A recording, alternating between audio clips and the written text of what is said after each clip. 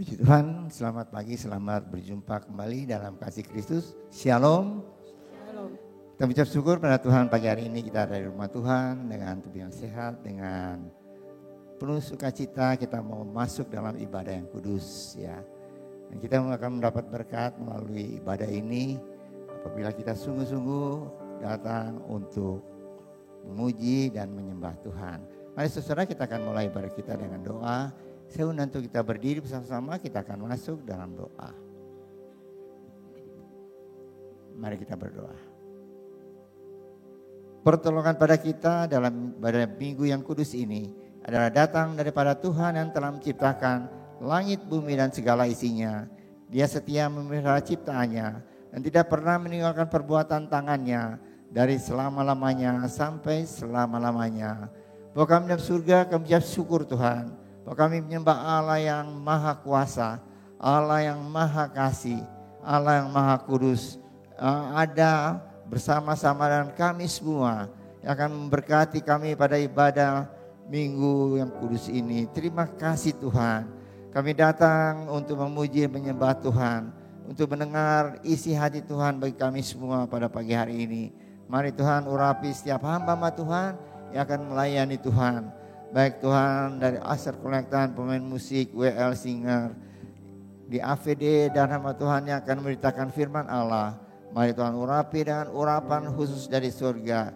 Kuasa Roh Kudus yang akan mengurapi Tuhan dan beri hikmat dari surga. Sehingga semua pelayanan kami itu boleh menjadi berkat bagi jemaat Tuhan dan memperkenankan hati Tuhan. Terima kasih Bapa. Kami serahkan seluruh ibadah ini ke dalam tangan Tuhan. Seluruh peralatan yang dipakai, mari Tuhan, dan juga seluruh gedung ini bungkus kami semua dengan kuasa-Mu dari surga. Terima kasih Bapa, kami berdoa untuk saudara-saudara kami dalam perjalanan, antara mereka Tuhan, bahkan tempat ini kumpulkan kami bersama, berkati kami bersama-sama. Terima kasih Bapa, percaya Tuhan Kau sudah mendengar doa kami dan ucapan syukur kami ini. Kami naikkan dalam nama Tuhan Yesus Kristus yang menjadi juru selamat kami yang hidup. Mari kita semua yang mengasihi Tuhan sama-sama katakan amin. Shalom jemaat Tuhan. Siap untuk memuji Tuhan pagi hari ini, amin saudara. Mari kita mau naikkan pujian kita mau naikkan syukur kita mau naikkan hormat dan kemuliaan hanya bagi Tuhan Allah kita, amin. Tiba saatnya, come on. Hey, tepuk tangan yuk.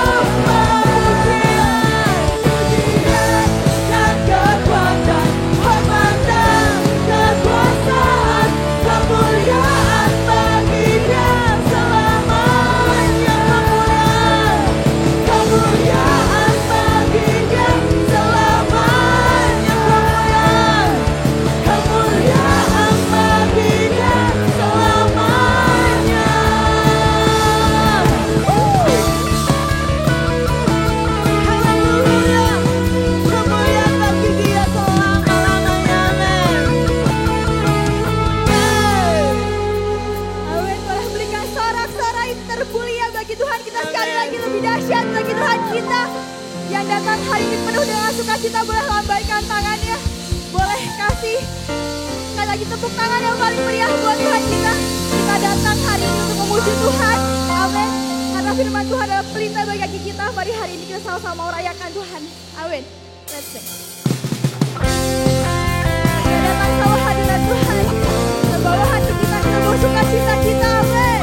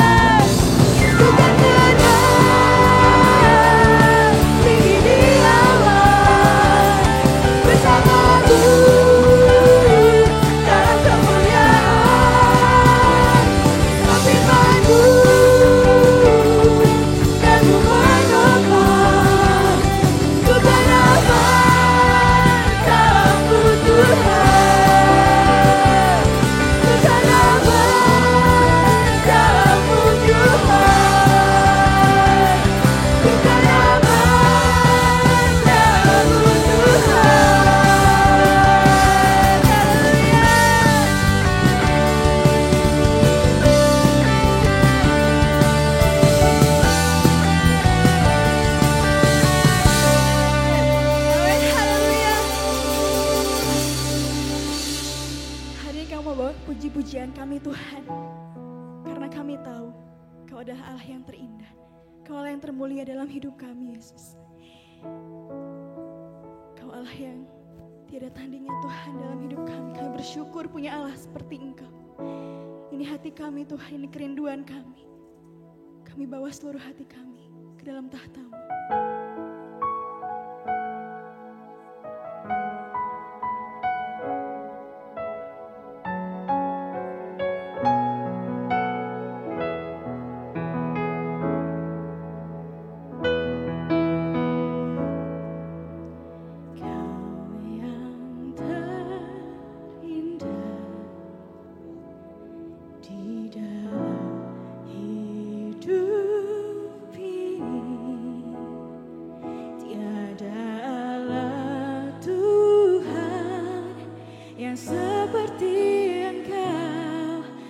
besar perkasa, penuh kemuliaan.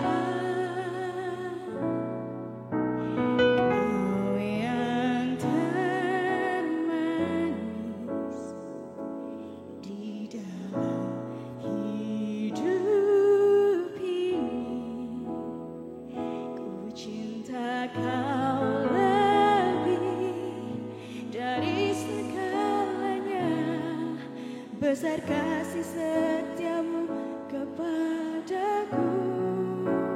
Ku sembah Kau, ya Allahku.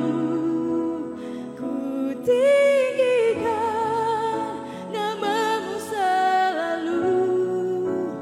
Tiada lutut tak bertelut menyembah Yesus Tuhan Raja.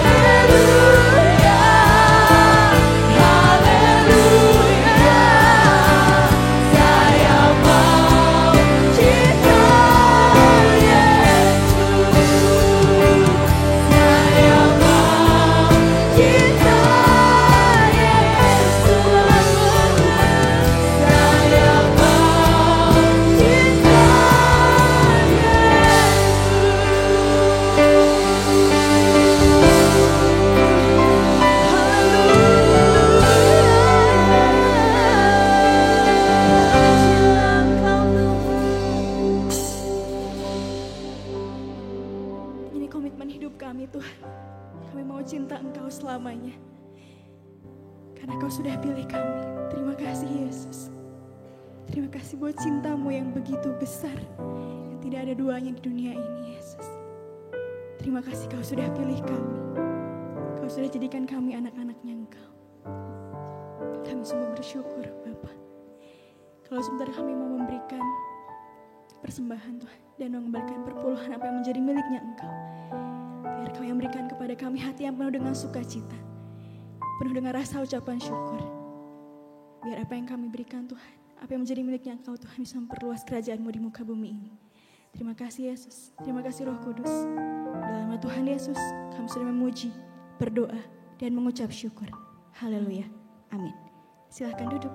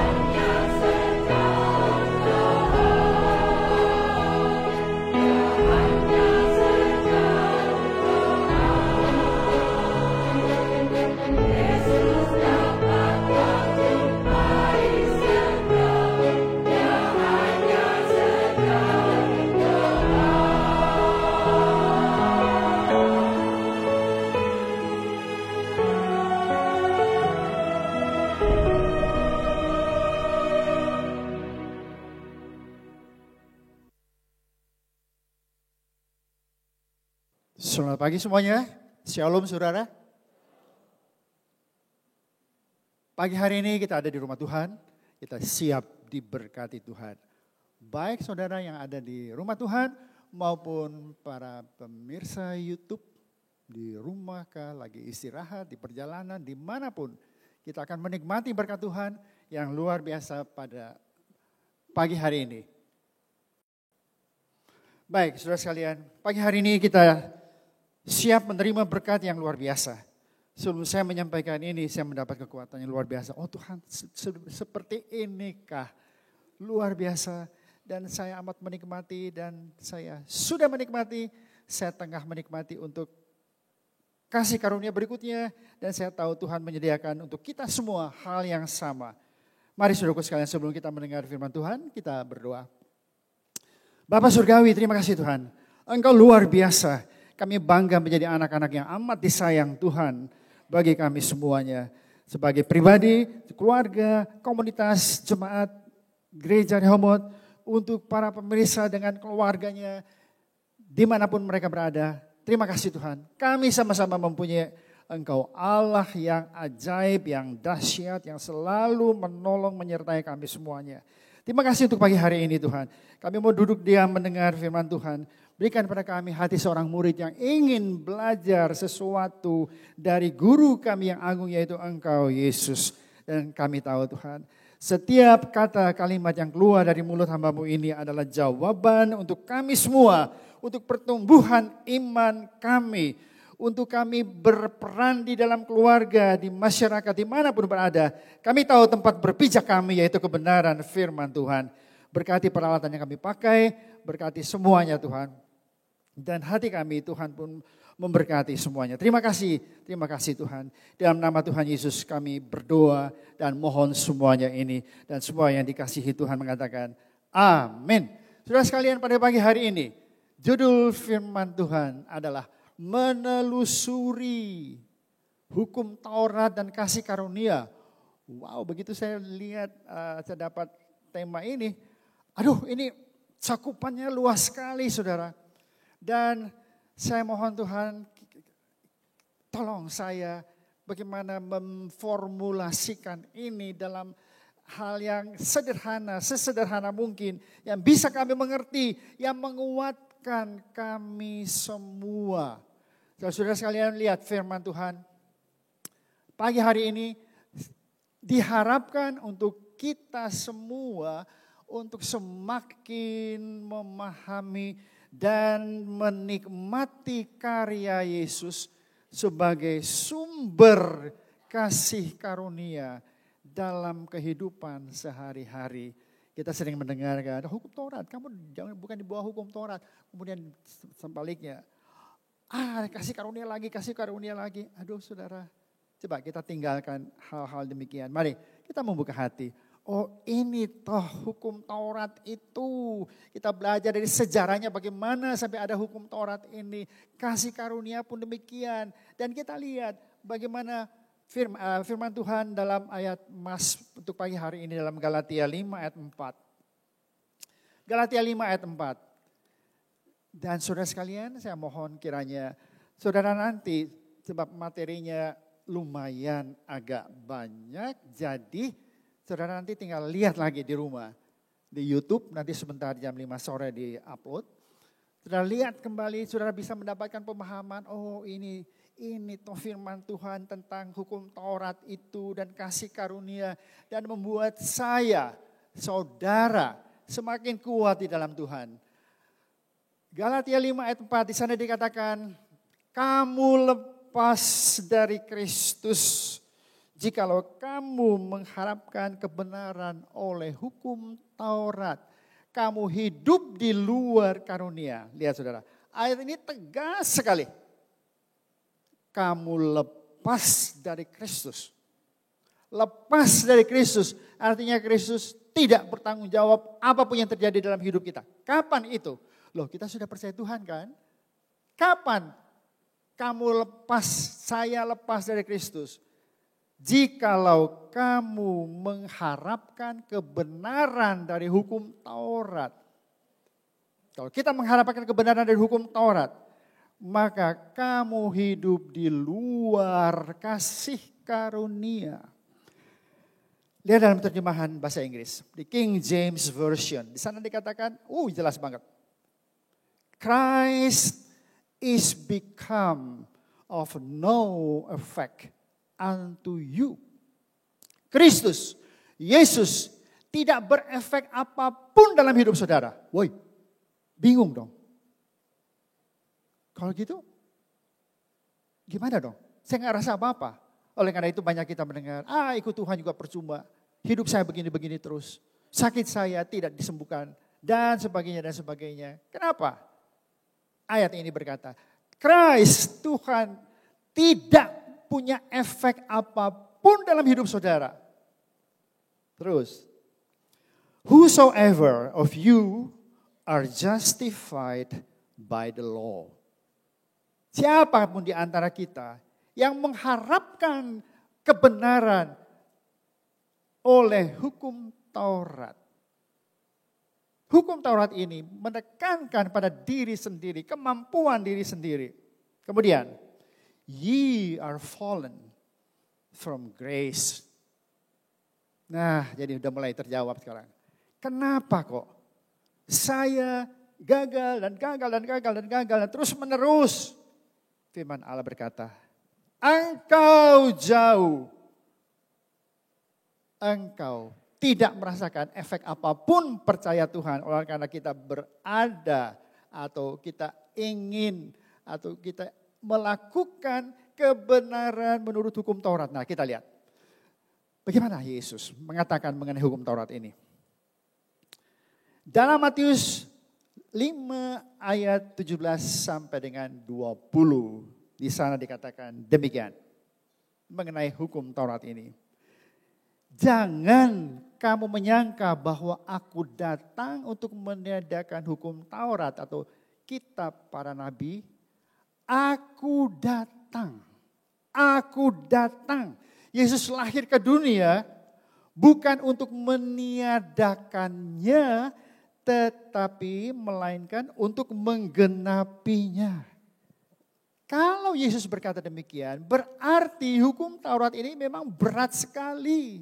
Berat sekali. Tidak ada seorang pun yang sanggup melakukan. Hukum Taurat ini menunjukkan standar kekudusan Allah. Dengan demikian hukum Taurat itu sempurna, baik dan kudus. Tetapi hukum Taurat tidak memberi kekuatan apapun pada manusia untuk menjadi benar, menjadi baik dan menjadi kudus. Jadi perlu digenapi sebab tidak ada seorang pun. Siapa yang menggenapinya? Yesus berkata, aku datang ke dunia ini bukan meniadakan hukum Taurat. Tidak. Tetapi menggenapinya. Untuk menggenapi. Ayat ke-18.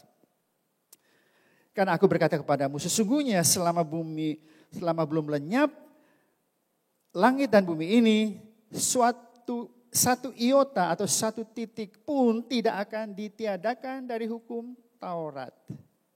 Sebelum semuanya terjadi. Aduh, ini apa lagi ini? Dalam New Living Translation, saudara, terjemahannya bagus sekali, menerangkan ini dengan indah sekali. Not even the smallest of God's law will disappear. Tidak ada satu iota, iota itu titik dalam bahasa Yunani yang paling ujung paling kecil, nah itu iota, saudara. The smallest of God's law will disappear. Lihat ini. Until, jadi sampai kapan? Until its purpose is achieved. Sampai tujuannya akhir dari hukum Taurat ini apa? Sudah tahu? Siapa yang mengakhirinya? Yesus. Sampai terjadi Yesus disalib. Selesai hukum Taurat ini. Nah, kita akan lihat selanjutnya bagaimana sebenarnya hukum Taurat ini, saudara. Ya kita lihat. Ayat 19 sekarang. Karena itu siapa yang meniadakan salah satu perintah hukum Taurat sekalipun yang paling kecil dan mengajarkannya demikian kepada orang lain, ia akan menduduki tempat yang paling rendah dalam kerajaan surga. Tetapi siapa yang melakukannya dengan mengajarkan segala perintah-perintah hukum Taurat, ia akan menduduki tempat yang tinggi dalam kerajaan surga. Saudara lihat, asal rudet saudara, lihat. Mesti mengajarkan dan sebagainya, intinya apa yang ditekankan Yesus. Kita harus menerima. Dan kita menghormati hukum Taurat ini. Sebab Yesus belum selesai menggenapinya. Dia harus turut mengikuti semua ini. Ya, ayat yang ke-20.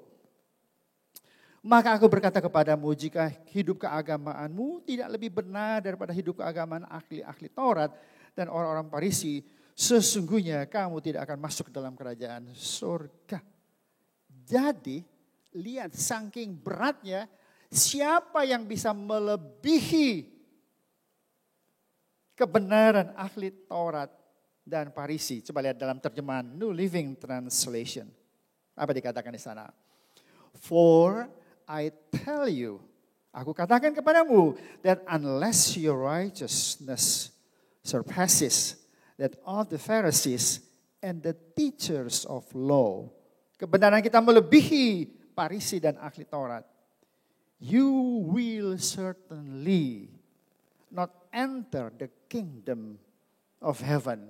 Jadi, dikatakan kamu tidak melebihi orang Farisi, maka kamu tidak bisa masuk dalam kerajaan surga. Jadi, gimana dong? Nah, kita lihat sekarang. Coba kita menelusuri hukum Taurat ini ya. Tidak ada seorang pun masuk dalam kerajaan surga oleh karena melakukan hukum Taurat. Nah kita lihat, kita menelusuri hukum Taurat ini. Apa sih hukum Taurat itu? Dalam bahasa Ibrani, Taurat itu artinya Torah. Ya, Torah kemudian itu artinya perintah, ajaran, hukum dan ditulis di 5 buku pertama dalam Alkitab. Yaitu Kejadian, Keluaran, Imamat, Bilangan, Ulangan. Dalam bahasa Yunani kelima buku ini namanya disebut Pentateuch. Artinya 5 buku yang terjilid. Penulisnya siapa? Penulisnya Musa. Jadi disebut juga buku hukum Musa. Nah ada berapa poinnya? Saudara tahu? Ada yang utama dan total semuanya. Dan utamanya ini adalah 10 perintah Allah. Itu hukum yang utama.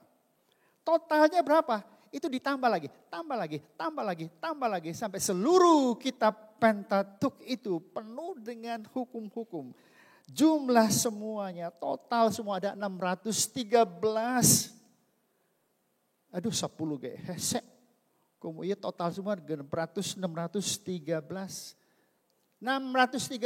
terdiri dari perintah, prinsip, hukum, etika. Nah, sekarang kita lihat sejarahnya sekarang. Bagaimana sampai hukum Taurat ini ada, saudara? Kalau sudah sedemikian parahnya, lihat ya, hukum Taurat ini adalah menunjukkan standar kekudusan Allah. Tidak ada orang yang bisa melakukan. Lah kok bisa diberikan hukum Taurat ini dan Allah memberikan melalui Musa? Kenapa, saudara? Aduh, kita lihat. Jawabannya ada di Keluaran 19 ayat 5 sampai dengan 6. Nah, ayat 5 berbunyi demikian. Ayat 5. Jadi sekarang jika kamu sungguh-sungguh mendengarkan firman-Ku dan berpegang pada perjanjian-Ku, maka kamu akan menjadi harta kesayangan-Ku sendiri dari antara bangsa-bangsa, sebab akulah yang mempunyai seluruh bumi. Nah begini ceritanya, saudara. Allah mengeluarkan Bani Israel dari Mesir. Apakah karena mereka baik? Tidak. Karena Allah yang baik. Kedua, apakah Allah mengeluarkan mereka dari Mesir, dari perbudakan Mesir, karena mereka melakukan hukum Taurat? Tidak. Sebab hukum Taurat belum diberikan. Dan saudara perhatikan, firman Tuhan berkata, apa yang membuat Allah tetap memberkati mereka? Mereka berdosa, tetap Allah mengasihi. Mereka minta air, ngomel, mengomel dulu, minta makan, ngomel, pengen daging, ngomel, menggerutu terus menerus. Tuhan marah? Tidak pernah marah. Karena apa? Ayat ini memberitahu. Jika kamu sungguh-sungguh mendengarkan firman-Ku dan berpegang pada perjanjian-Ku. Ini perjanjian apa ini? Jadi berdasarkan perjanjian yang Allah buat dengan siapa? Allah buat dengan Abraham. Sehingga disebut dengan Abrahamic Covenant. Ini perjanjian Allah dengan Ibrahim, dengan Abraham. Bahwa aku akan memberkati engkau. Ini adalah perjanjian kasih karunia. Luar biasa. Perjanjian Allah dengan Abraham. Aku akan memberkati engkau, turunanmu. Jadi mau orang Israel sebandel gimana, setangguknya sekeras apapun, tetap Tuhan memberkati. Tidak pernah Tuhan hukum mereka, tidak. Ceritanya keluar dari Mesir, mereka sampai di Gunung Sinai. Di dataran bawahnya Gunung Sinai. Apa yang dilakukan di sana? Tuhan Allah berkata melalui Musa, jika kamu sungguh-sungguh mendengar firman-Ku dan berpegang pada perjanjian-Ku ini. Perjanjian ini isinya apa? Perjanjian ini isinya apa? Perhatikan saudara. Yang pertama, kamu akan menjadi harta kesayangan-Ku sendiri dari antara segala bangsa. Sebab Akulah yang empunya seluruh bumi. Perjanjian yang kedua isinya apa? Kamu akan menjadi bagiku kerajaan imam dan bangsa yang kudus. Jadi kalau mereka nurut, Tuhan berkata, lihat aku punya perjanjian dengan nenek moyangmu yaitu Abraham. Kalau kamu menurut, kenapa saudara? Tuhan mau mereka patuh. Dengan lain perkataan Tuhan ingin berkata, kalau kamu nurut padaku, perjanjianku ini akan menjadi kenyataan. Yaitu engkau menerima, aku memberi. Dan apa kata orang Israel? Aduh, dengan congkaknya, kita lihat dalam ayat yang ke-8. Seluruh bangsa itu, perhatikan saudara ya, aduh sombongnya, keras tengkuknya, luar biasa. Seluruh bangsa itu menjawab bersama-sama.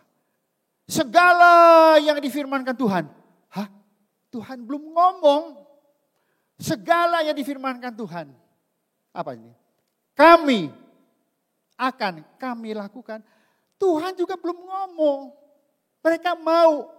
Tuhan dengan perkataan ini, pernyataan ini berarti mereka inginkan Tuhan.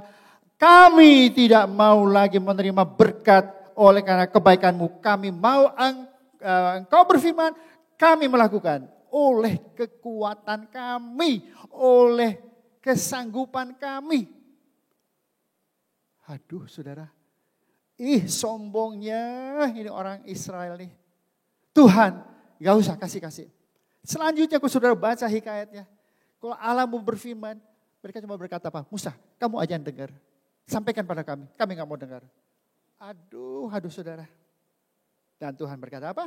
Nah, karena kamu tidak mau. Jadi kalau kamu mau dekat padaku, persyaratannya ini semuanya. Dan saudara perhatikan, sampai dengan peristiwa di Gunung Sinai, 10 hukum Allah diturunkan. Kalau sebelumnya Allah begitu penuh kemurahan kepada orang Israel. Tetapi setelah Gunung Sinai ini, Taurat sudah diberikan, lihat. Mereka ngomel, dihukum. Waduh. Padahal dosa yang sama saudara. Sekarang sesudah Gunung Sinai ini, mereka berbuat salah apapun, dihukum. Dihukum gak ketulungan saudara. Mati. Nah, Musa menegaskan pada orang Israel hukum Taurat ini. Dalam Roma 10 ayat yang ke-5. Sebab Musa menulis tentang kebenaran, kan hukum Taurat. orang yang melakukannya akan hidup karenanya. Jadi Musa memberitahu, hai, ini hukumnya. Kamu melakukan, kamu akan hidup. Kamu tidak melakukan, kamu tidak akan hidup. Lihat saudara, dalam Ulangan 28, di sana ada 2 bagian. Nanti saudara lihat lagi firman Tuhan, sembari dengar di YouTube ini saudara, lihat. Ayat 1 dan ayat 15 dan seterusnya. Ayat 1 sampai dengan 14 di sana dikatakan demikian. Jika engkau baik-baik mendengar suara Tuhan Allahmu dan melakukan dengan setia perintah dan sebagainya, berkat akan dicurahkan. Lihat ayat 15 dan seterusnya. Kalau mereka tidak lakukan, sebab udah kepalang. Ini orang Israel memang sombongnya luar biasa. Mereka mau melakukan sesuatu dasar atas dasar kekuatannya. Dan kita lihat dari ayat 1 ini saudara. Dan melakukan bukan satu, semua dengan setia. Berapa perintah? 1, 2, 3, segala. Ada 613 poin. Segala perintahnya aku sampaikan kepadamu, maka Tuhan Allahmu akan mengangkat engkau di antara segala bangsa di bumi. Lah mereka mau, silakan. Kalau kamu bisa melakukan ini, aku akan memberkati. Asal segala perintahnya, tidak ada salah satu atau salah 2, enggak. Tetapi, lihat ayat 15 saudara, dan seterusnya. Tetapi jika engkau tidak mendengarkan suara Tuhan Allahmu dan tidak melakukan, satu aja tidak melakukan dengan setia, bukan 1, bukan 2, segala perintah dan ketetapannya yang kusampaikan kepadamu pada hari ini, maka segala kutuk ini. Woi, kutuk ini sudah nanti baca di rumah, 16 dan seterusnya. Segala kutuk ini akan datang kepadamu. Wow. Engkau yang melakukan. Datang kepadamu. Hanya sekian? Tidak. Terus. Dan mencapai engkau. Akan datang kepadamu. Dan dalam Keluaran dikatakan, aku akan membalas semua kejahatanmu. Sebab mereka berdasarkan kekuatan kan. Jadi kalau mereka tidak melakukan berarti itu kejahatan di hadapan Allah. Keluaran dikatakan apa? Aku akan balas kesalahanmu pada sampai turunanmu ketiga dan keempat. Wow, sadis banget. Orang tuanya berbuat dosa, anak 3, 4 turunan berikutnya. Tanggung semuanya. Wow, berat sekali. Nah lihat, dari ayat 1 sampai dengan ayat 14, ada 14 ayat. Ini isinya berkat. Kutuk ini ayat 15 sampai 68. Ada 53 ayat. Jadi selisihnya berkat dan kutuk selisihnya berapa saudara? 39 ayat. Kalau saudara baca itu, aduh ini ngeri banget nih. Kutuknya hebat sekali. Karena apa? Karena manusia memang keras ya. Sudah silahkan aja. Jadi dari sini kita bisa melihat tidak ada seorang pun yang dapat menggenapi hukum Taurat. Tidak ada. Tidak ada seorang pun dapat menggenapi hukum Taurat ini. Nah sekarang kita lihat. Nah kalau begitu tujuan hukum Taurat itu apa sih? Tujuan hukum Taurat ini apa saudara? Dalam Roma di sana dikatakan. Roma 3 ayat 19 sampai dengan 20. Tetapi kita tahu bahwa segala sesuatu yang tercantum dalam kitab Taurat ditujukan kepada mereka yang hidup di bawah hukum Taurat. Jadi kalau sampai sekarang orang hidup masih mau memegang hukum Taurat ini, mangga silahkan. Jadi ditujukan kepada mereka yang hidup dalam hukum Taurat supaya apa? Supaya apa? Ada 2 saudara. Yang pertama, supaya tersumbat setiap mulut. Tersumbat setiap mulut artinya dia tidak bisa berdalih lagi. Kamu sudah pilih, kamu lakukan. Tidak ada kesempatan untuk berdalih. Dan kedua, seluruh dunia jatuh di bawah hukum Allah, semua di bawah hukuman Allah. Nah, ayat 20 mengatakan apa saudara? Sebab tidak seorang pun yang dapat dibenarkan di hadapan Allah oleh karena melakukan hukum Taurat. Tapi karena justru oleh hukum Taurat orang mengenal dosa. Karena selalu berfokus pada diri sendiri, akhirnya ini dosa, bukan berusaha mau keluar, bukan berusaha minta pertolongan Tuhan, tidak, aku akan lakukan ini, ya mangga. Dan dipertegas dalam Galatia 3 ayat 22 dan 23. Di sana dikatakan saudara, Galatia 3 ayat 22 dan 23. Kitab suci telah mengurung segala sesuatu di bawah kekuasaan dosa. Supaya oleh karena iman dalam Yesus Kristus, janji itu diberikan kepada mereka yang percaya. Yesus sudah mati di salib. Genap, Yesus berkata, it is finished. Program keselamatan selesai. Tuhan menggenapi hukum Taurat. Nah, lihat sudah. Dalam terjemahan New Living Translation. Di sana dikatakan, but the scriptures, kitab suci, declare that we are all prisoners of sin. Kita semua adalah orang-orang yang terpenjara. Kalau di bawah hukum Taurat kita nggak bisa bikin apa-apa, nggak bisa. So, we receive God's promise of freedom. Sekarang kita tidak di bawah hukum Taurat, kita memperoleh kebebasan only believing in Jesus Christ. Jadi sekarang kita tidak berdasarkan lagi pada kemampuan kita, tetapi kita percaya kepada Yesus. Terima kasih Tuhan, aku percaya Engkau yang luar biasa. Dan lihat ayat 23. Jadi fungsinya hukum Taurat itu apa?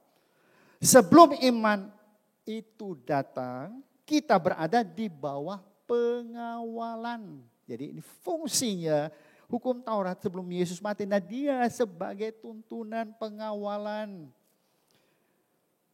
Hukum Taurat dan dikurung sampai iman itu dinyatakan. Siapa iman itu dinyatakan? Iman kita kepada Yesus Kristus. Lihat dalam terjemahan The New Living Translation ini menguatkan arti dari ayat yang dalam bahasa Indonesia. Before the way of faith in Christ was available to us.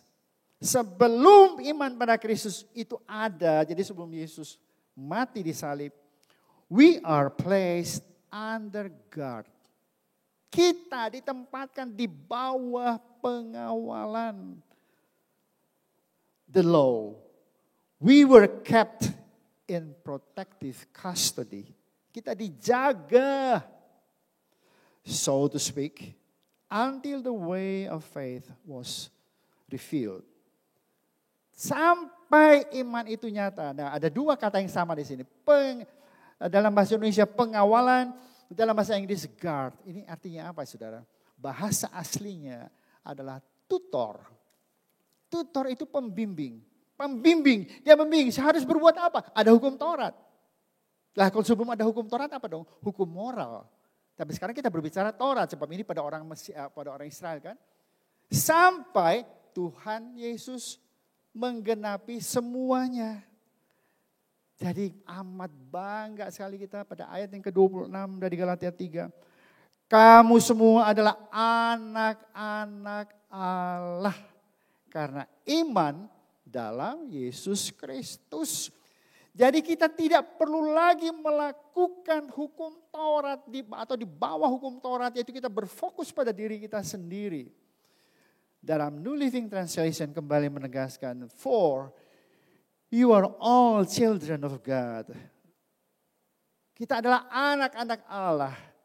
Through faith in Christ. Nah kita lihat saudara. Kita sekarang hidup di zaman anugerah Allah, kasih karunia Allah. Roma 10 ayat 4, di sana kita tahu bahwa kita dibenarkan karena iman. dalam Roma 10 ayat yang keempat. Sebab Kristus adalah kegenapan hukum Taurat. Kristus adalah kegenapan hukum Taurat sehingga kebenaran diperoleh tiap-tiap orang percaya. Nah, akan timbul sekarang pemikiran, lah kalau kita tidak di bawah hukum Taurat, terus kita berlaku seenaknya dong. Oh begitu loh, kasih karunia itu begitu ya. Jadi orang malas, jadi orang tidak mau belajar, tidak memperhatikan, nanti juga ada kasih karunia. Begitu? Oh tidak. Saudara lihat nanti ya, kita akan sampai ke sana ya.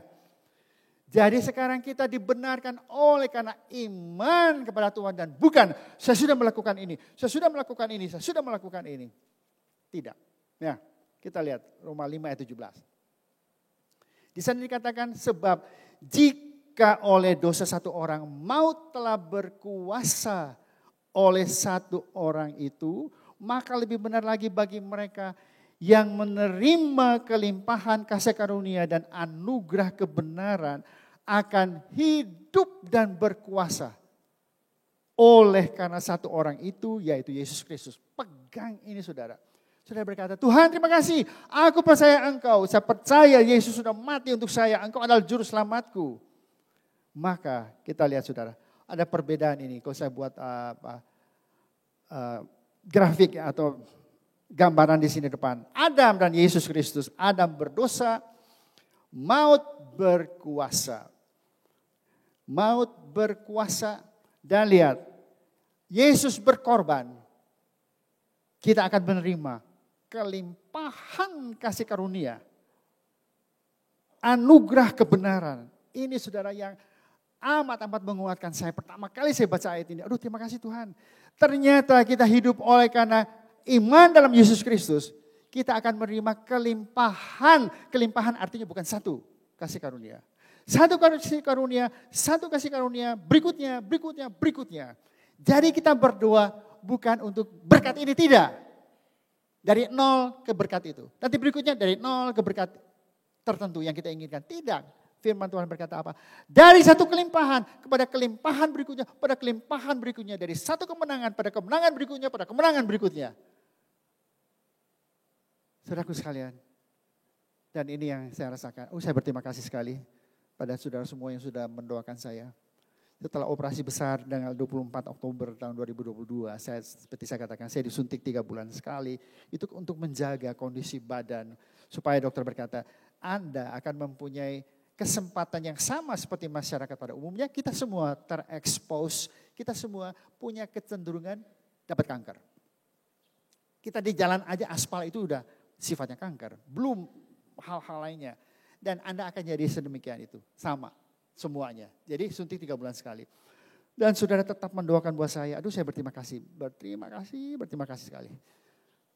Sampai 2 tahun. Jadi kemarin sudah ke-8 kali tiap-tiap 3 bulan. Dan dokternya berkata nanti kalau ini saya akan lihat nanti 3 bulan lagi. Terakhir PSA saya naik dari 0, berapa itu? 45, 55, 65, 75, terakhir 0,078. Jadi dokternya bilang nanti dia 3 bulan lagi. Dilihat. Kalau dia tidak ada kecenderungan naik, tidak usah disuntik radioaktif untuk lihat apakah ada escape. Jadi ada satu sel kanker yang lari dan ketangkap. Gitu. Dan sudah tahu. Saudara tetap mendoakan buat saya. Aduh saudara, kerasa banget. Kalau saudara berdoa Tuhan berkati para hamba-hamba Tuhan, itu termasuk saya saudara. Saudara tahu terakhir berapa saudara? Sebelum yang terakhir ini 0,078. Terakhir sekali, jadi awal Juli yang lalu.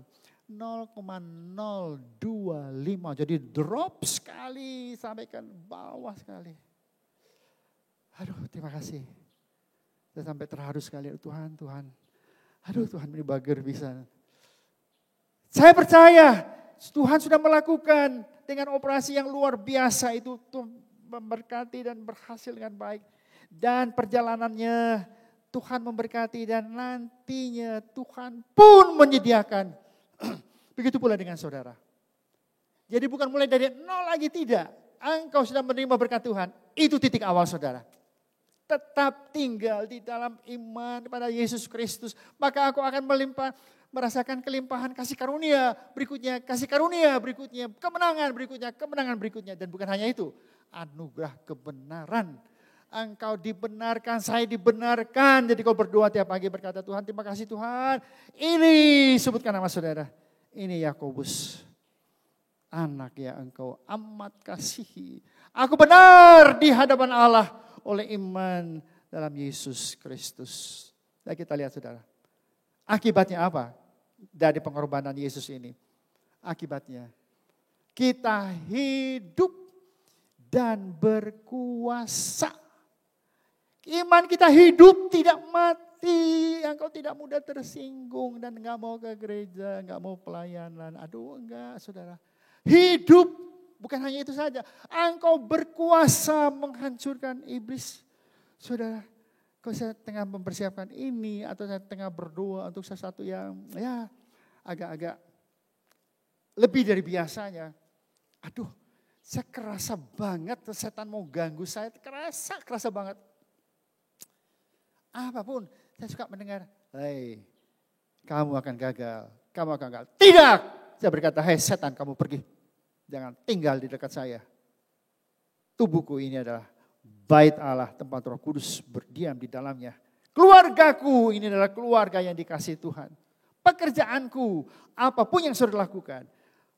Saudara hidup dalam kebenaran, maka engkau berkuasa melawan segala pekerjaan iblis. Saudara-saudara sekalian, mari. Kita lihat dalam Roma 6 ayat 14, di sana dikatakan, sebab kamu tidak akan dikuasai lagi oleh dosa, karena kamu tidak berada di bawah hukum Taurat, tetapi di bawah kasih karunia. Jadi hidup kita semua di bawah kasih karunia Allah. Nah, ini yang masalah yang saya katakan tadi. Lantas kalau saya sudah menerima Yesus, percaya, beriman pada Dia, engkau dibenarkan, saya dibenarkan. Terus nggak ada hukum Taurat, kita nggak melakukan hukum Taurat. Aduh, jadi malas dong kerja. Nanti juga Tuhan berkati. Begitu? Salah banget saudara. Coba lihat dalam Titus 2 ayat 11 dan 12. Lihat ayat 11. Karena perhatikan sekali kalimat ini ya, ayat ini. Kasih karunia Allah yang menyelamatkan manusia, semua manusia sudah nyata. Kita sudah tahu kan? Allah mengasihani kita, Yesus mati di salib. Kasih karunia Allah sudah nyata, yaitu kita selamat, itu adalah kasih karunia. Kemudian sampai di sini, kumaha we, pekerjaan kita lakukan dengan asal-asalan lah. Bagi karyawan mulai jam 8, masuk jam 9, saya berdoa dulu dan sebagainya. Aduh, bukan begitu saudara. Lihat, kasih karunia Allah sudah nyata. Kemudian bagaimana dalam kehidupan kita sehari-hari? Apa kasih karunia Allah itu langsung diam saja? Tidak. Lihat ayat yang ke-12. Ia, siapa ia ini saudara?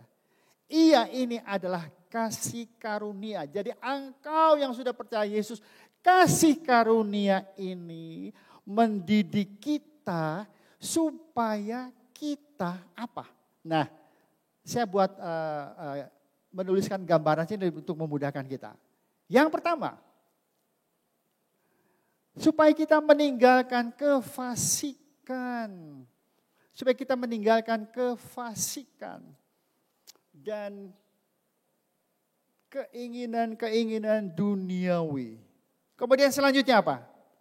Kasih karunia Allah akan memimpin saudara untuk hidup bijaksana. Keempat, untuk hidup adil. Dan kelima, untuk beribadah. Ini buktinya kalau kita hidup dalam kasih karunia. Jadi kalau saudara sampai mendengar seseorang berkata, kamu hidup dalam kasih karunia. Apalagi lebih ekstrim, hyper grace dan sebagainya. Aduh saudara, udah kasihan saudara berdoa aja. Aduh mudah-mudahan Tuhan tolong segera dia mengerti. Kita hidup dalam kasih karunia ini saudara. meninggalkan kefasikan. Ini lebih luas dari apapun yang tertulis dalam 613 poin itu, saudara. Dan kapan kita melakukan ini? Pada waktu kita percaya saja pada Tuhan? Atau cukup 1 minggu? Atau nantilah bulan depan saya mulai hidup baik seperti ini? Tidak, ayat ini berkata apa? Lakukan ini dalam dunia sekarang ini. Di mana saudara berada, lakukan sekarang ini, present tense. Artinya waktu sekarang, lakukan ini. Besok, lakukan juga. Jadi tidak ada expiration-nya. Nah, kita lihat. 2 Petrus 1 ayat 5 sampai dengan 7. Nah, ini kalau saya baca ayat ini, saudara, di dalam 2 Petrus ini. Waduh, kelihatan ayat ini agak-agak humoris juga, saudara. Jadi perhatikan, saudara. Justru karena itu kamu harus dengan sungguh-sungguh berusaha untuk menambahkan pada imanmu. Jadi kau sudah percaya Yesus, engkau sudah beriman pada Yesus, terima kasih Tuhan, cukup sekian? Tidak, saya sudah mengikuti Titus tadi, harus begini, cukup sekian? Tidak, ada tambahan. Coba lihat ayat ini, saudara, ya. Berusaha menambahkan bagimu apa saja. Dalam 2 Petrus 1 ayat 5 sampai dengan 7. Kebajikan, tambah dengan kebajikan, tambah dengan pengetahuan, tambah dengan penguasaan diri, ketekunan, kesalehan, kasih akan saudara-saudara, kasih akan semua orang. Lihat, saudara, sesudah kita beriman, tambahkan ini. Tambahkan ini bukan dengan kekuatan kita, tidak. Bagaimana kita bisa melakukan ini? Kita menikmati dulu kasih Allah. Kemudian karena ada kasih ini saya menyalurkan kepada yang lain. Kita mengatakan, Tuhan, aku mengasihi engkau. Hah? Bisa dengan kekuatanmu? Tidak. Kita harus menikmati dulu kasih Allah. Baru kita berkata, Tuhan, aku mengasihi engkau. Aduh, saudara, indah sekali. Bab hidup kekristenan kita adalah menceritakan tentang relasi kita dengan Tuhan. Nah, lihat. 7 poin ini, saudara. Kita lihat ayat yang ke-8. Ya. Ayat ke-8 dan ayat ke-9. Ayat ke-8 di sana dikatakan ada dan berlimpah-limpah. Jadi kalau kita melakukan ini, ada dan berlimpah-limpah. Sedangkan ayat yang ke-9, kalau kita tidak memiliki, akibatnya apa, saudara? Ayat ini berkata, kita akan giat. Rajinnya gak ketulungan. Semangatnya selalu semangat berapi-api, bukan semangat limun. Ngegas sekarang, setelah itu minggu depan, kemana gak tahu. Udah bosen, kasinggung dan sebagainya. Aduh, tidak, saudara. Kalau kita melakukan ini, menambahkan pada iman kita, apapun yang terjadi, aku tetap setia. Nah, ini ayat yang ke-8. Nah, lihat ayat ke-9, saudara. Jika kita tidak memiliki ini, kenapa? Kita akibatnya akan gimana, saudara? Buta dan picik. Aduh. Bagi saya bilang tadi, ini ayat ini agak-agak humoris gitu loh, saudara. Buta dan picik. Kemudian apa lagi? Dia lupa bahwa dosa-dosanya udah diampuni. Pohok geningan. Dosa orang tenggas dihampura, jadi dia lupa. Karena tidak memiliki ini. Nah, sudah mari. Kita sudah tahu semuanya kan? Nanti sudah di rumah lihat kembali video ini ya.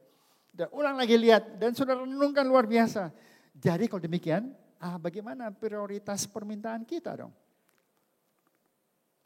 Dalam Efesus 1 ayat 17, di sana dengan jelas sekali membimbing kita semua dan meminta kepada Allah dan meminta kepada Allah Tuhan kita Yesus Kristus, yaitu Bapa yang mulia, supaya memberikan kepadamu apa, saudara, permintaan kita? Prioritas permintaan pertama dan kedua, roh hikmat. Kedua, wahyu. Jadi dalam berdoa pagi-pagi saudara bangun tidur, katakan, Tuhan terima kasih, ini Yakobus. Ini sebutin nama saudara, anak yang kau kasih. Aku minta roh hikmat. Roh hikmat itu apa sih? Saya bisa mengerti firman Tuhan ini apa maksudnya. Ini yang sering sekali saya lakukan, apalagi kalau dalam persiapan saya Tuhan. Aduh saya ngerti Tuhan ini tenaun, ini ayat, mesti gimana saudara. Saya berdoa, terus saudara bisa rasakan, itu yang saya rasakan. Nah, ini artinya ini. Biasanya setelah amin saya cepat-cepat tulis. Pernah sekali, beberapa kali lupa. Aduh Tuhan, punten Tuhan pohodoi. Nah Tuhan ngomong tadi apa? Besok lusa saya tulis. Aduh saudara, indah sekali. Wahyu itu artinya ayat yang saudara baca berbicara kepada saudara. Firman Tuhan yang saudara dengar pagi ini berbicara pada saudara. Itu artinya ayat ini menjadi wahyu buat saudara. Wahyu buat saudara. Untuk mengenal dia lebih benar. Jadi penerapannya bagaimana saudara? Sekarang kita tahu ya. Oh minta roh hikmat dan wahyu berbicara. Kemudian saya mesti apa sekarang? Kapan kasih karunia itu menjadi penyataan dalam hidup saudara, dalam hidup saya? Dalam 1 Petrus 1 ayat 13. Ini penerapannya saudara. Sebab itu. Nah lakukan ini semuanya saudara ya. Sebab itu siapkan akal budimu. Kedua, waspadalah. Selalu kita waspada Tuhan. Terima kasih saudara boleh mendengar berita dari kanan kiri. Melihat dari mana. Tetapi hanya satu mulut yang berkata aku percaya Yesus. Waspadalah dan letakkanlah. Apa saudara? Pengharapanmu seluruhnya. Letakkan pengharapan apa yang saudara harapkan. Letakkan seluruhnya atas kasih karunia yang dianugerahkan kepadamu pada waktu penyataan Yesus Kristus. Dan perhatikan ayat ini saudara. Jadi kapan kasih karunia itu akan menjadi penyataan dalam hidup saudara. Menjadi kenyataan dalam hidup saudara. Ayat ini berkata apa saudara? Kasih karunia dianugerahkan kepadamu pada waktu penyataan atau pewahyuan Yesus Kristus. Pada waktu saudara membaca firman Tuhan, terima kasih Tuhan, Engkau berikan hikmat, saya mengerti. Dan terima kasih, ayat ini menjadi wahyu bagi saya. Saat itu engkau menikmati kasih karunia Allah. Jadi tiap kali saudara membaca firman Tuhan di gereja melalui spiritual life, biblical night, apapun program yang dilakukan oleh gereja. Semua itu berbicara pada saudara. Engkau tengah menikmati, engkau tengah memperkaya kehidupanmu. Oleh karena pewahyuan Yesus Kristus. Dan saudara akan semakin merasa Tuhan engkau amat mengasihiku. Dan pagi hari ini kita mau menyampaikan satu komitmen kepada Tuhan. Tuhan, aku mengasihimu. Aku mengasihi engkau Yesus. Bukan karena kekuatan saya, tapi karena saya menikmati kasih Tuhan yang luar biasa. Silakan para pemain musik dan WL Singers ke depan kita akan nyanyikan bersama-sama. Kita menikmati, terima kasih Tuhan. Luar biasa pertolonganmu. Kalau saya malah menikmati keajaiban Tuhan yang luar biasa. Sekarang giliran saudara nikmatin juga. Dan saudara bisa merasakan bahwa Tuhan amat mengasihi kita semuanya. Mari saudaraku sekalian kita berdiri semuanya. Kita akan menyanyikan lagu ini bersama-sama.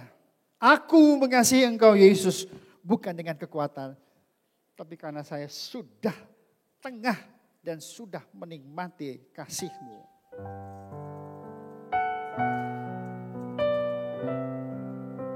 Dan rasakan kasih Allah yang luar biasa dalam hidup saudara.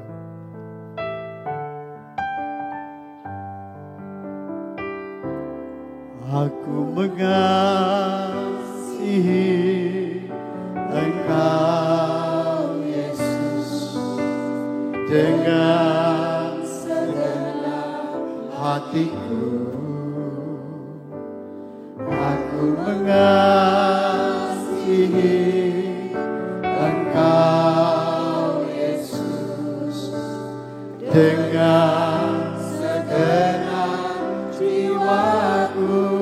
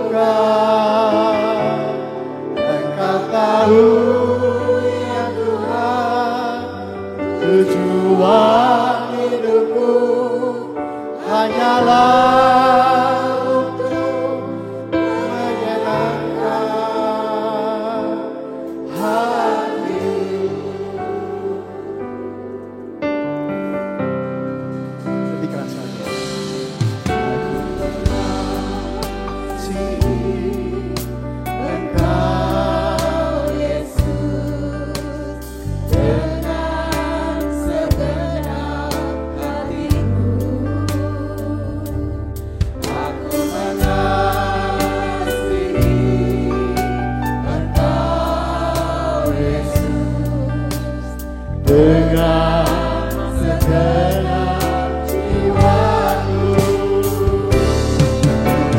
Renungkan firman-Mu siang dan malam, ku pegang perintah-Mu dan ku lakukan.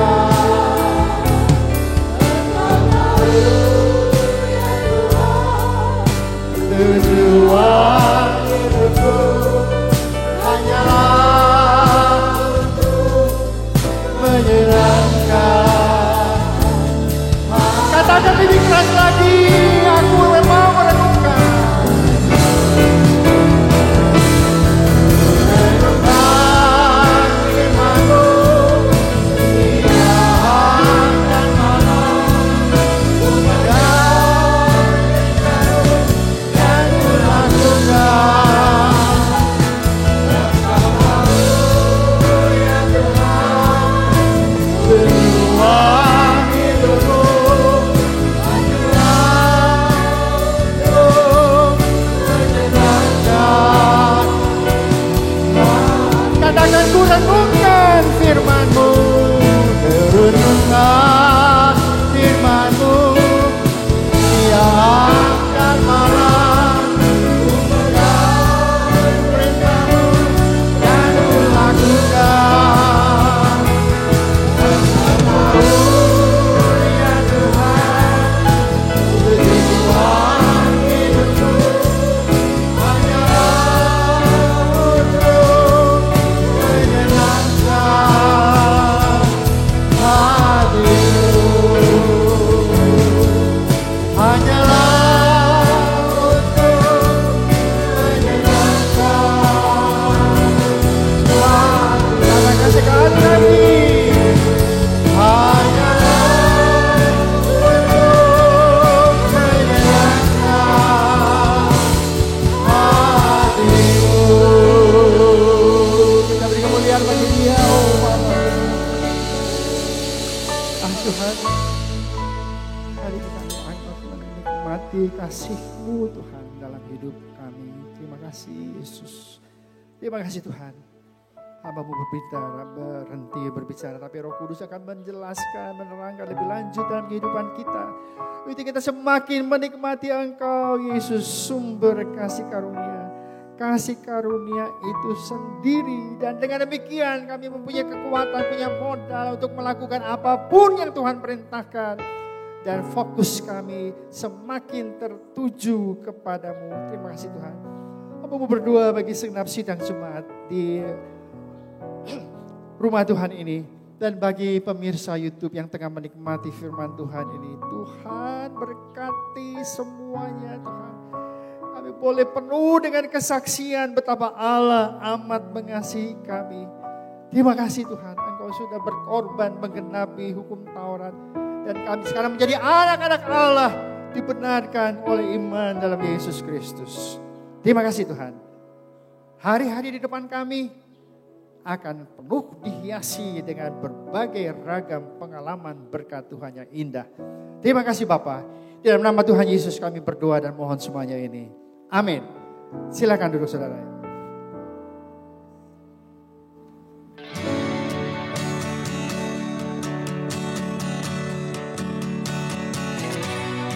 Saudara, pernah terpikir nggak apa sih tujuan kita bekerja?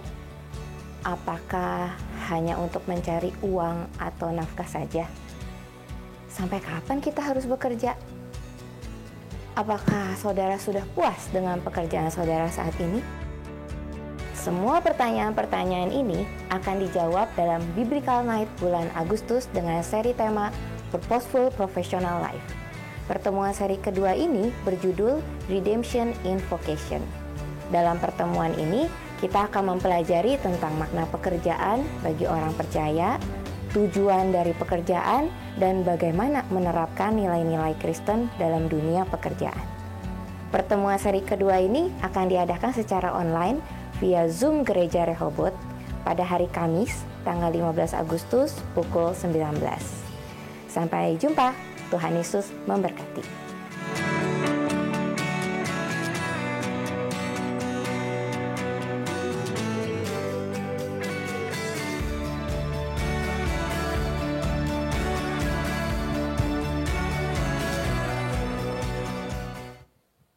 puji Tuhan saudara. Ternyata bulan Agustus ini kita akan menerima banyak sekali berkat Tuhan. Tiap minggu akan diuraikan tentang Injil Matius pasal 5. Itu berbicara tentang dimulai dengan hukum Taurat, Yesus dan hukum Taurat. Dan tentu banyak pertanyaan. Setelah itu sampai ayat ke-5 selesai, itu banyak sekali pertanyaan yang bisa timbul dalam kehidupan kita. Tapi setelah kita mendalami hal-hal ini, maka kita menjadi seorang percaya yang sungguh-sungguh tidak mudah digoyahkan oleh banyak pertanyaan dari luar sana yang bisa meragukan iman kita. Oleh sebab itu saudara, mari kita belajar terus firman Tuhan, apalagi untuk Biblical Night dan juga untuk Pastor Corner. Ya, baik. Saudara, kita tetap berdoa untuk pemerintah kita yang pada tanggal 17 ini akan mengadakan upacara kenegaraan 17 Agustus di IKN. Ya. Tentu saudara, bukan cuma di sana itu mereka cuma naik bendera merah putih, bendera pusaka biasanya. Ya, naik situ terus ada. Tidak saudara. Itu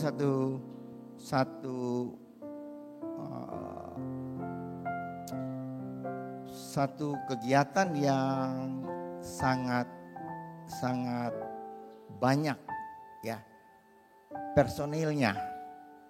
Belum tentara yang angkatan laut, udara, angkatan darat yang yang akan berjalan di sana, yang akan mengadakan parade di sana. Itu sekian banyak saudara. Dan kita berdoa supaya semuanya jauh boleh berjalan lancar. Peralihan pemerintah ini juga supaya boleh berjalan tenang. Pemilu untuk kepala daerah juga pada November supaya Tuhan tolong dan semua kehendak Tuhan terjadi. Kita tetap berdoa supaya seluruh jemaat Gereja Rehoboth, jemaat Bandung terus dijaga, diberkati oleh Tuhan. Dan kita boleh menikmati tiap-tiap hari dengan kasih karunia Allah. Puji Tuhan. Mari kita akan tutup, mari kita dengan doa sehingga untuk kita bersama-sama berdiri dan kita akan masuk dalam doa. Mari kita berdoa. Bapa kami dalam surga, terima kasih Tuhan untuk berkat Tuhan kami semua. Kami mau belajar terus firman Tuhan sehingga iman kami makin bertambah dalam Tuhan. Pengenalan kami makin bertambah sehingga Tuhan kami boleh menjadi anak Tuhan yang lebih kuat. Level iman kami makin bertambah dalam Tuhan. Terima kasih Bapa untuk berkat Tuhan. Kami menjadi anak Tuhan yang makin serupa dengan Kristus. Terima kasih Tuhan. Kami tak berdoa untuk pemerintah kami yang dalam masa peralihan ini boleh berjalan dengan lancar dengan pertolongan Tuhan. Untuk juga upacara 17 Agustus yang akan diadakan di IKN, Tuhan juga mau tolong sana, Tuhan juga mau tolongkan pemilu pilkada yang akan diadakan bulan November, supaya semuanya boleh berjalan tenang sesuai dengan kehendak Tuhan. Terima kasih Bapak, kami juga berdoa untuk saudara yang memberikan persembahan dan mengembalikan perpuluhan yang Tuhan punya. Ajar pada kami untuk memberikan yang terbaik karena Tuhan sudah memberikan yang terbaik bagi kami, yaitu keselamatan dan hidup yang kekal. Terima kasih Bapa. Kami akan masuk dalam minggu yang baru berjalan bersama dengan Tuhan. Kami percaya kami tidak berjalan sendiri. Apa yang kami kerjakan, kami usahakan pendidikan anak-anak kami semua supaya Tuhan tolong, Tuhan berkati. Sehingga Tuhan kami boleh senantiasa tiap-tiap hari mengucap syukur atas pertolongan dan kasih karunia Tuhan di dalam kehidupan kami semua. Makasih Bapa, kami percaya Engkau sudah mendengar doa kami ini yang kami naikkan dalam nama Tuhan Yesus Kristus yang menjadi juru selamat kami yang hidup. Saudara yang kasih oleh Tuhan, angkatlah tangan saudara untuk menerima berkat Allah arahkan hati saudara kepada Tuhan dan hadirat-Nya. Maka berkat Allah memenuhi hidup saudara. Berkat Allah memenuhi keluarga saudara. Berkat Allah memenuhi kesehatan saudara. Berkat Allah memenuhi pekerjaan saudara. Dan jadilah berkat dimanapun saudara berada. Saudara terimalah berkat dari Allah Bapa, kasih karunia dan damai sejahtera dari Tuhan Yesus Kristus dan persekutuan Allah Roh Kudus menyertai saudara sekalian mulai hari ini sehingga Maranatha, Tuhan Yesus datang kembali. Amin. Bapa, terima kasih.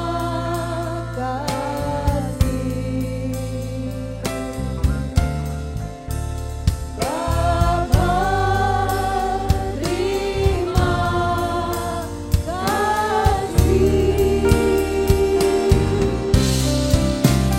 Bapa di dalam surga,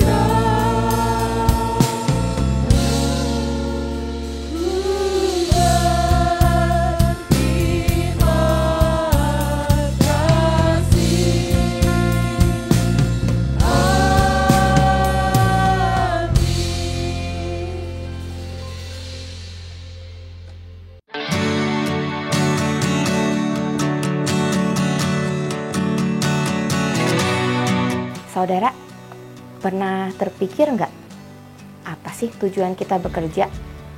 Apakah hanya untuk mencari uang atau nafkah saja? Sampai kapan kita harus bekerja?